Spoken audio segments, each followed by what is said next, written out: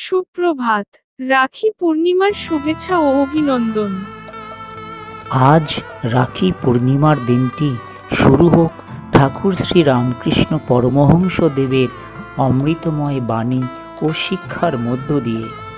তার জীবন আমাদের শেখায় ঈশ্বর লাভের জন্য কতটা ব্যাকুল হওয়া প্রয়োজন, আর এই বিশ্বব্রহ্মাণ্ডে প্রতিটি জীবের মধ্যেই যে সেই ঈশ্বরেরই বাস, সেই পরম সত্য।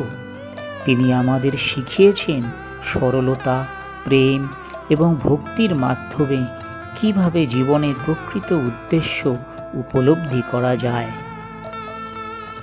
তার প্রতিটি কথায় যেন এক একটি আলোর দিশা, যা আমাদের আত্মিক জাগরণের সাহায্য করে।